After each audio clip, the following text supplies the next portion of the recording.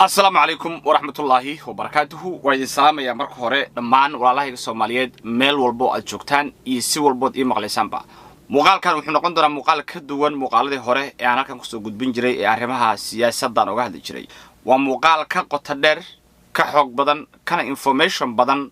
وحمشان كشري وحنا قلت لك جلاي إن قفل بو الصومالي أو مان تنول ومقال كان الدعوة أنت كرام كيجا أنجرسين كرايو أديك أنت تجرسين كتان جرسية waxaan kaga hadli doonaa muuqaalkan waliba aan si qoto dheer uga hadli doonaa hagardaamada iyo dhibaatada Ismaaciil Cumar Geelle iyo reerkiisa ay ku hayaan ummadda Soomaaliyeed waxaan dhowr maalmood ka hor idin sheegay inaan helay dokumenti aad u ballaaran oo runtii ay ku jiraan xogo maskaxdiina aysan qaadi karinin oo ay shaaca ka qaaday African Intelligence oo runtii aad musiibo ah waxaan doonayaa marka baldaan arrimahaasi aan dul istaago waxyaabo badan aan idin sheego muuqaalka waxaan ku bilaabi doonaa inaan marka hore idin baro madaxweyne ku-xigeenka dalka Djibouti ee saameynta weyn leh qofaysan ummaddu ku bararugsanayn balse ah shakhsiga ugu daran ee dawladnimada iyo ummadda Soomaaliyeed dhibaatay xataa Ismaaciil ka dhibaato badan waa qofkaasi xaaska madaxweynaha Qatro Maxamuud Xayd waxay ka mid ahayd markeedii hore gabdhihii dhalinyarada ahaa oo intii aysan Djibouti qaadanin xurriyada markaasi waxbarashada helay waxay ahayd macallin dugsi hoose iyo dugsi dhexe waxa lagu tirin jiray inay ka mid ahayd gabdhaha reer Djibouti ee waxbartay waana sababta keentay inuu markii dambe guursado ra'iisul wasaarihii hore ee dalkaasi Djibouti Abdullahi Maxamed Kamil waxayna ka u dhashay wiil iyo gabar Qatro Xayd ka bacdina way kala tageen Qatro ayadoo wali uu qabo ra'iisul wasaarihii hore Djibouti Abdullahi Maxamed Kamil ayay jeclaatay Ismaaciil Cumar Geelle oo markaasi ka shaqeynayay xafiiska madaxweynihii hore ee Djibouti ee waqtigaasi Xasan Guuleed Abtidoon asoo xafiiskiisa ka shaqeynaya oo wali aan la furnin ayay ninkaasi jeclaatay markaysa ka bacdina ninkaasay u guurtay ninkaasay guursata ninkii horena laba canug bay u dhashay halkaasay kala tageen waxay xogta muujinaysaa marka in Ismaaciil xilliga uu ka shaqeynayay si aad meeshan ka arkaysaan baa xilliga Ismaaciil Cumar Geelle ka shaqeynayay oo head uu ka ahaa xafiiskii Xasan Guuleed Abtidoon inay markaa ay aad isku arki jireen ayada iyo Ismaaciil Cumar Geelle ka bacdi halka uu jacaylkoodu ka bilowday xilli la qabo ayuu jacaylkoodu bilowday sida ay xogta sheegayso oo arrin la yaab leh weeye Qatra dadku waxay u qabaan inay tahay xaaska madaxweynaha oo kaliya marwo madaxweyne ee Soomaaliyeed oo markaa jecel maamulka ninkeeda iyo dhaqaalaheeda aragtida ay Soomaalidu ay ka haystaan waa mid laakiin sida ma aha Qatra waa siyaasiyad Ismaaciil markay u imaanaysay ambition siyaasi bay ugu timaaday wixii hadda kula joogtana waa ambition siyaasi weey ninkii hore waxay u guursatay arrimo siyaasi bay ahaayeen ninka dambe waxay u guursatay arrimo siyaasi bay ahaayeen waxay tahay qof si adag ugu dhaxmilan arrimaha siyaasadda isla markaasna fulisa qorshooyin siyaasadeed oo waaweyn oo aan qayb ka mid idin sheegi doono waxay kala shaqaysay Qatro sidii uu Ismaaciil Cumar Geelle xilka uu ku fuuli lahaa waxa la oran karayaa ayada qaybta ugu weyn ka shaqaysay oo xilkaas saartay ayaa la oran karaa waxa sidoo kale awood weyn ku dhaxlay reerkaasi waa gabadha ugu yar carruurta Ismaaciil Cumar Geelle uu dhalay ee haybada la yiraahdo oo dhawaan uu Saadiq Joon guursaday gabadhaasi waxay ka soo laabatay dalka Mareykanka oo waxbarasho u joogtay waxay dhigan jirtay jaamacad la yiraahdo Columbia University jaamacad la yiraahdo oo ku taala magaalada New York oo jaamacad Brefada ayay dhigan jirtay gabadhaasi ka bacdi markay soo laabatay dalka ku soo laabatay 2010kiina Ismaaciil Cumar Geelle wuxuu ka dhigay la taliyaha qaaska ah ee arrimaha dhaqaalaha ee xafiiskiisa ayuu ka dhigay xilkaas soo noqday runtii xil aad u weyn markii loo fiiriyo qof cusub oo dhalinyaro ah xilliga joogay gabadhan iyo hooyadeed dhaqaalaha ugu weyn ee dalka Djibouti ay leeyihiin laba gabadha iyo hooyada oo Qatra ah ayaa gacanta ku haya Qatra waxay isticmaashaa dad aad u fara badan oo ay qaraabo yihiin walaalaheedu dhalay gabdho walaalaheeda qaar ka degan carruur ay dhaleen dad ay niman ay qabaan dad caailadeeda oo qaraabadeeda ah ayay si ba'an u isticmaashaa oo marka ay ku qorataa shirkadaha iyo dhaqaalaha ugu weyn oo dalka Djibouti marka ay maamulaan laakiin waxay si toos ah Qatro ay hadda u maamushaa intaan dambe ay u maamuleysay waa bangiga dhexe ee dalka Djibouti cid gacanta ku haysa waa Qatro dhaqaalaha kale oo xafiiska madaxweynaha iyo dhinaca kala soo marna cid gacanta ku haysa waa haybado labadaas gabdhood oo dhalay ayaa dhaqaalaha ugu weyn ee dalka Djibouti marka gacanta ku haya waxa la oran karayaa hadii ay Qatro iyo gabadheedu caawa ay go'aansadaan in Ismaaciil Cumar Geelle xilka ay ka tuuraan xataa 5 daqiiqo kuma qaadanaysa ayaa la oran karayaa xogtan uu sheegaysaa in 2015 wixii ka dambeeyay ay si toos ah Qatar ula wareegtay awoodda iyo gacan ku haynta siyaasadeed ee Djibouti kadib markii ay arkeen Ismaaciil Cumar Geelle judgmentigiisa uu qaldan yahay ay si caadi ula wareegeen wixii inta ka dambeeyay gabadha iyo hooyadeed ayaa dalkan maamula guurka gabadhan haybado oo uu horay u guursaday jaamac cilmi oo markaasi Djibouti looga dhax yaqaano jaamac speed ayaa yimaaday kadib qamar ay Qatar tuurtay ayuu ku yimaadaa qorshuuna wuxuu ahaa in marka la soo gacan galiyo nin mucaarad ahaa oo adeer u ahaa ninka jaamac speed leeyahay gabadhan guursaday adeer u ahaa oo markaasi ahaa madaxa mucaaradka xisbiga loo yaqaano USN ayuu madax ka ahaa asaguna magaciisa waxa la yiraahdaa Ismaaciil Xareed in ninkaas la soo gacan galiyo darteed ayaa haybado loogu daray jaamac speed iyo ninka mucaaradkaana waa wili adeerki saasa loo sameeyay waa qamar siyaasi ah oo ay maamadu ciyaartay weeye Ismaaciilna shaqul kuma laha saamaynta ay marka maamadu reer ku dhaxleedahay waxaad ka arkaysaan dhanka guurka iyo arrimahaasi aabaheedo jooga ayaa maxaa leeyahay Muusabixi uu yiri gabadha ana bixinaya oo waxaan dhaqanka iyo diinta iyo meel ka soo gashay aan la arag waa tusaale yar oo muujinaya saamaynta imaamada ku dhaxleedahay reer Ismaaciil Cumar Geelle iyo Djibouti ay ku dhaxleedahay inta soo gabadha marka guurkeedii hore ay bedel leeyahay inta uu daarna arrimo siyaasi u ahaa qorshe laga lahaa markii qorshe laga fushidana xaga looga dhaqaaqay ninkii banaanka loo tuuray ayaduna maamadu ninkii hore ra'iisul wasaaraha ahaa waxay uga soo tagtay oo ay u raacday Ismaaciil Cumar Geelle waa qorshe siyaasi ah Saadaq John waxay hadda ka dabacsan yihiin waqtiga sheegi doona laakiin waa arrin muuqata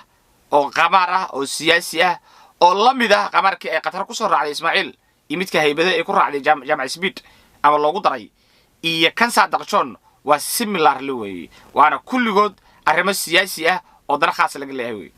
waa maxay saamaynta ay marka reerkan ku leeyihiin gudaha Soomaaliya iyo dalkeena waa maxay halkaas u soo dhacaynaa ilaa iyo 4 meelood oo haadka ah ama wadnaha dalkeena ah ayay saamayn toos ah ku leeyihiin ciidan oo ay hogaaminayaan maamada iyo gabadheeda ayaa si toos saamayn u leh mid ugu horeysa waa arrimaha dhaqaalaha ugu yaraan 10 shirkadood oo maanta aynu oran karno Soomaaliya ayaga ugu dhaqaala badan 7 kamid ah waxa share ku leh reerkan bashar ku leh ayaa kamid ah shirkadahaasi way su'aasha la isweydiinayo waxa shirkadahaasi kamid ah sidaan soo ogaaday Hormuud Salama Bank Dahabshiil Dala Airline iyo shirkado kale aad u fara badan dhamaantood waxaan soo xaqiijiyay inay ku leeyihiin share xogtaana qayb badan oo kamid ah oo sheegaysa meelaha ay sida weyn ciidaani dalka iyo dadka Soomaaliyeed ay uga curyaamiyeen oo ay ku dhaxmilmeen waxa kamid ah shirkadaha alaabaha kala soo dekadaha dalka waxa jira shirkado aad u fara badan oo dadku aysan aqoonin laakiin kaliya shaqada ay qabtaan waxay tahay inay wax soo dejiyaan ka bacdina alaabta ay qaybiyaan kuwaasoo Berbera iyo Boosaaso iyo Muqdisho iyo Kismaayo ilaa iyo Djibouti isku xiran markaysan shirkadaha ugu waaweyn ee dekadaha wax kala soo daga kuwooda ugu badan waxa iska la reerkan baskale shirkadiyo weyn ayaga iskale kuwa alaabta la soo dagay ayaga iskale hatta kuwa korontada qayb badan oo kamid ayaga iskale shirkada ugu weyn ee korontadaasi Hargeysa Somaliland ayaga iskale waxa ay leeyihiin hadii caawa business furato cid ugu horeyso share kula galaysa waa Ismaaciil Cumar Geelle Axmed Madoobe xataa share bay kula jiraan arrimaha dhuxusha arrimaha dekada meel walba share bay kula jiraan Sharif Xasan ninkii la oran jiray ee haysan jiray Koonfur Galbeed share bay kula jiraan oo maxay kula jireen diyaaradaha share bay kula jireen oo shirkad diyaarad bay lahaayeen sidoo kale to Salama Bank asagoo share buu ku leeyahay ayaguna share bay ku leeyihiin nin walba oo hogaamiya hadda meesha loo yaqaano Somali State meesha la yiraahdo si toos ah u maamul ninka lacag la yiraahdo ayaga gacanta ku haya dhaqaalaha meesha soo galo oo dhan waxay ku leeyihiin share bay ku leeyihiin go'aankii Maalowti Mustafa Cashar u qaatay oo ahayd in odayaasha u baahantay hadalkoodii la beeniyo laga saaro meesha cid ka shaqeysa Qatar Xayd way waxay Qatar Xayd marka ay runtii tahay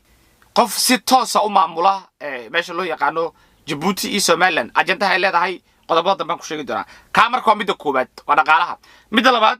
waa al-shabaab saamayn toos ay Djibouti ku dhaxleedahay al-shabaab waxaan la oran karayaa ayaga maalgeliya al-shabaab ma waxa dala wax eedeena evidence baan idin sheegay idina hayaan documentiga 7 kamid ah saraakiil ay dawladda hore Soomaaliya oo madaxweyne Maxamed Cabdullaahi Farmaajo madaxweynaha uu ka ahaa oo dabagal lagu hayay oo 2 kamid aan idin sheegi doono kiiskooda u socday Djibouti ku dhamaada dad badan oo wanteeda oo al-shabaab ah ayaa la sheegay inay Djibouti degan yihiin oo ay amni ku haystaan oo cid ka qabta aysan jirin oo guri yar loo kala ay degan dawladdu ku ogtahay cid tay kartay aysan jirin dadka ku dhamaaday Djibouti inta la daba galay laba nin baa kamid ah midka ugu horeeya waa nin la yiraahdo Abdikrim Hassan Iidow halkaan sawirkiisa idinka tusaya ninkaasi wuxuu ka tirsan yahay Salaamo Group wuxuu kale ka tirsan yahay Hormuud Soomaaliya dadka hogaamiye shirkadaas ayuu ninka ka mid yahay investigation buu ku sameeyay taliye hore ee nabad sugidda Fahad Yaasiin qoraalka halkaan ka muuqdo waxaad ka arkaysaan wuxuu ku eedeeyay Fahad Yaasiin ama uu helay cadaymo ah in ninkaasi uu alaabta ama logisticska uu u keeno al-shabaab isla markaasna uu yahay nin madax ka ah Hormuud iyo shirkadaas weyn ninkaasi loo daba taagnaa markii dambe fiiladiisi waxa la xaqiijiyay in Djibouti gashay waxa kale oo asaguna sidoo kaleeto ay Djibouti fiiladiisu gashaa al-shabaab naxirto sare ninka cali jamcaale la yiraahdo oo Hormuud iska leh odayga ah ninkaasi 2012 ayaa laga qaaday cunaqabateyn caalami ah saaraa jirtay oo wuxuu ka mid ahaa dadka liiska argagixisada ku jira ayuu ahaa dhanka qaramada midoobay halkaan aad ka arkaysaan magaciisa ninkaasi cidii ka shaqaysay in liiska laga saaro dhaqaale badan ku bixisay cid liiska ka saartay oo dhaqaalaha badan ku bixisay Ra'iis Ismaaciil Cumar Geelle ayaa ahaayeen haddana wuxuu haystaa baasaboor maxaliyada Djiboutiana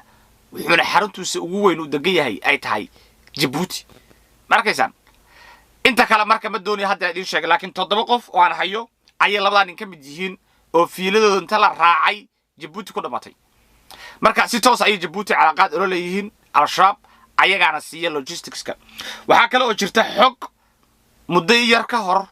ayadana aan helnay dad aniga aan kamid ahay isla markaasna xaqiijinaysan ciidamada Djibouti ee jooga Soomaaliya ay si toos ah alaabta u siiyaan iyo hubka nimanka loo yaqaan al-shabaab xiriirna ay leeyihiin qofkooda xanuunsan xataa halka lagu soo daweeyay Djibouti tahay oo si toos ah dawladda Djibouti xiriir u leeyihiin waa qodobka labaad xiriirka al-shabaab ee saameynta ku leh dalkan iyo amnigeena qaybta ugu weyn cidda ku leh waa Djibouti weey mid saddexaad waa arrimaha siyaasadda saameyn weyn bay Qatar iyo ninkeeda iyo gabadheedu ku leeyihiin muddooyinka hadda ugu dambeeyay si weyn ayay u foojignaayeen waxyaalahan ogaaday waxa kamid ah kow farmaajo iyo khayr waxa isku diray Djibouti farmaajo Roble waxa isku diray Djibouti Fahadna waxa dil rabay Djibouti saddexdaas qodob markii laga tago saameynta ay ku leeyihiin waa mid aan runtii aan la soo koobi karin weey qorshaha ay ka leeyihiin marka Soomaaliya waxa weeye inaan la helinin Soomaaliya awood leh oo ay gacmaha kula jiraan xaq siyaasadeed xaq dhaqaale iyo xaq argagixisada sababtiisa u doonin marka maxay tahay waa dhowr qodob kow dhaqaalaha Soomaaliya laga helo lama doonayo inuu meesha ka baxo maadaama ay dekadaha iyo shirkadaha Soomaaliya oo dhanba ayagu ay leeyihiin dhaqaalahaasi dawlad xoog la timaado waxay ka baqayaan inay meesha ay ka baxdo waa midda koowaad midda labaad islaantan Qatar la leeyahay waxay aaminsan tahay oo ay u ololeysaa oo ay ka shaqaysaa oo ayada iyo dad ku xeeran oo ku reer ay ka shaqeeyaan oo ay aaminsan yihiin in Soomaaliya nabada ay Soomaaliland marnaba xirrid aysan noqonin sida daraadad in Soomaaliya dhibaatada lagu hayo ayay waxay u aragtaa inay tahay wadada kaliya oo Soomaaliland ay ictiraaf weli karto sida daraadad ba dhaqaale ahaan iyo amni ahaan iyo dhan walba iyo siyaasad ahaan ay qayb oga tahay raalina ay oga tahay in markaas la burburiyo reerka waxay ka mid yihiin dadka kiciya mar walbaba qabyaalada daarood iyo hawiyaha la yiraahdo mar alla markay degto umadu ay garaadsidaanba cid kicisa oo walaaqadaha arintaasi hawiye iyo daarood oo waxa wax ka shaqeeya iyo ir waxa ka shaqeeya waa reerkan dhaqaalaha ugu badan ayaga ku baxa ayaga bixi saddexdaas qaab ay reerkan u saameyn ugu leeyihiin Soomaaliya waa dhanka amniga iyo dhanka dhaqaalaha iyo dhanka siyaasadda nin walba oo iimaanaya dalkan oo xil ah ama madaxweynaha wuxuu Ismaaciil Cumar Geelle doonaya asaga wax laga weydiiyo wuxuu marar badan sameeyay arrimo siyaasi ah oo waaweyn oo aan hadda muuqaalka ku soo gudbin karin ugu dambeyn safarka Ismaaciil Cumar Geelle oo Muqdisho maanta ku yimaadeen muxuu daaran yahay Ismaaciil safarkiisa laba qodob buu daaran yahay qodobka ugu horeeya waxa weeye waa inuu Ismaaciil uu doonaya uu fashiliyo ama uu haleeyo xiriirka u dhaxeeya Eritrea iyo Soomaaliya xasan sheekh maxamuud maalmahan dambe ciidamo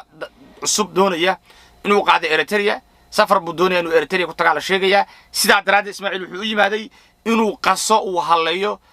maxaliyada xiriirka Eritrea iyo Soomaaliya oo ma xidanta ka leeyahay su'aasha marka isweydiinta badan Ismaaciil wuxuu jecel yahay Soomaaliya Eritrea inay dagaalamaan Ismaaciil wuxuu jecel yahay in Eritrea lagu eedeeyo in al-shabaab markaas ayagu ay fangarayaan si aan indhaha umada aysan u qaban Djibouti Ismaaciil wuxuu jecel yahay in dhulka Djibouti kaga maqan Eritrea ay Soomaalidu danta la dagaasho saa loogu raadiyo ayuu jecel yahay asagoon danta Soomaaliya aan hal habeen ka shaqeyn ayuu jecel yahay in saa la sameeyo taa marka waa qodobka koowaad ee Eritrea iyo ciidamada iyo xiriirka Eritrea Soomaaliya u dhaxeeya inuu wax ka bedelo oo labadan dawladood u dab dhax dhigo ayuu Ismaaciil Xamar u yimaada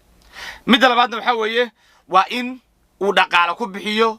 dhaqaalana uu keeno magaalada Muqdisho si loola dagaalo ninka loo yaqaan Cabdicasiis Laftagareen horaan idinku sheegay Ismaaciil Cumar Geelle iyo Sharif Sakiin ninka la yiraahdo dhowr ganacsi baa ka dhaxeeya wuxuuna ka mid yihiin dadka sida dhow isugu dhow haday isku dhow yihiin isu ganacsi yihiin Sharifnaada uu ka shaqeynayo waxa loo yaqaan inuu baydhabo qalaasa ka rido suurtagal ma Ismaaciil uu soo qorshaha ka warqabin waxaan kale ogahay in qof walba oo farmaajo saaxiib la ah uu jecel yahay Ismaaciil haduu awoodo caaw inuu dilo marka waa qorshaha labaad waa in Laftagareen meesha laga tuuro dhaqaal lagu bixiyo boorsooyin lacag la keeno dagaal la huriyo sida daraadeedna Laftagareen meesha laga rido inuu ka shaqeeyo waa mid labaadna waa arrimaha Eritrea labada qorshe uu yimaaday Ismaaciil Cumar Geelle wax kala Soomaaliya muuse imaanay intaas aan ku soo koobiyaa muuqaalku inta dib isaga soo laaban waxaan ka tagay nabadino wasalaamu calaykum waraxmatullaahi tacaala wa barakaatuh